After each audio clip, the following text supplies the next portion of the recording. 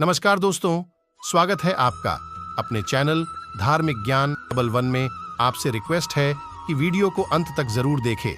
Video पसंद आए तो लाइक करें, साथ ही दोस्त, रिश्तेदार में शेयर एंड सब्सक्राइब जरूर करें। इससे हमें वीडियो बनाने का मोटिवेशन मिलता है और इस तरह की सच्ची धार्मिक ज्ञान की बातें लाते रहेंगे। आज हम नमस्कार, आपका स्वागत है। हमारे प्रमुख प्राचीन ग्रंथों में 4 वेद और 18 महापुराणों का समावेश है। इन्हीं 18 पुराणों में से एक महापुराण है गरुड़ पुराण।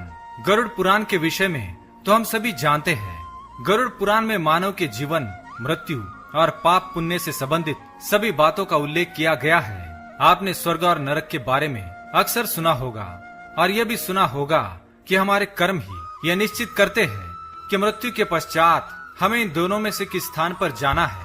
हमारे सभी अच्छे और बुरे कर्मों का लेखा जोखा ईश्वर के पास लिखा होता है। इसी कारण हमें बचपन से यही सिखाया जाता है कि ईश्वर की हम पर दृष्टि है।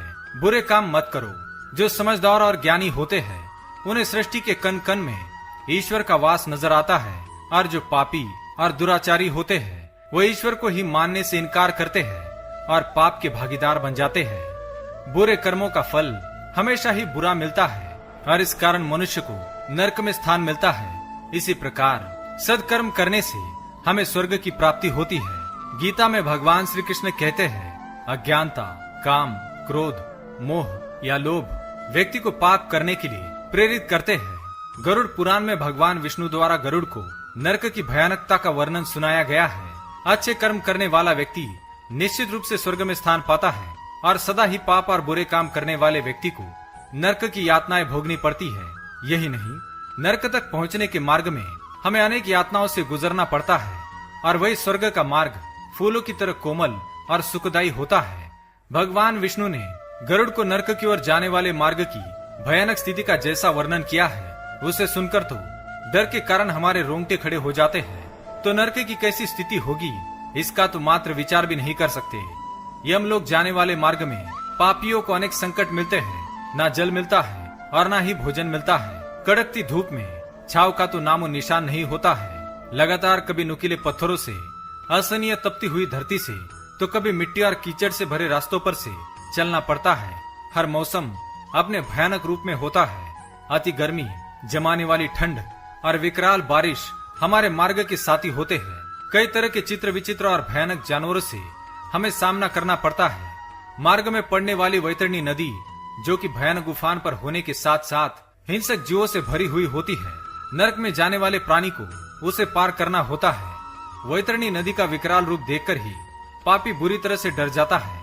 इतने असहनीय कष्ट उठाकर यमलोक पहुंचकर वहां के नजारे को देखकर तो व्यक्ति की रूह कांप जाती है।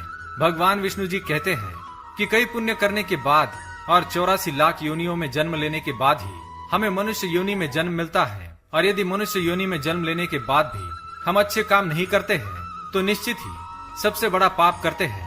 जो व्यक्ति कभी भी अपने जीवन में दान पुण्य नहीं करता, ईश्वर की आराधना नहीं करता, किसी भी प्रकार का कोई धार्मिक कार्य नहीं करता, पशु पक्षियों, निर्बल और असहाय लोगों पर दया नहीं करता, बेईमानी, धोखाधड़ी, मानसिक प्रताड़ना, चोरी, लूट और बलात्कार तथा हत्या जैसे अति निकृष्ट कार्य करता है, अपने माता पिता सहित सभी बड़े लोगों का अपमान करता है, धर्म का अपमान करके अधर्म का साथ देता है, स्त्रियों को शारीरिक और मानसिक कष्ट देता है, बच्चों पर अत्याचार करता है, लोभ करता है, कामी, अहंकारी, पापी और क्रोधी होता है, व्यभिचार करता है, पशु पक्षियों की अकारण ही हत्या करता है, हिंसक होता है।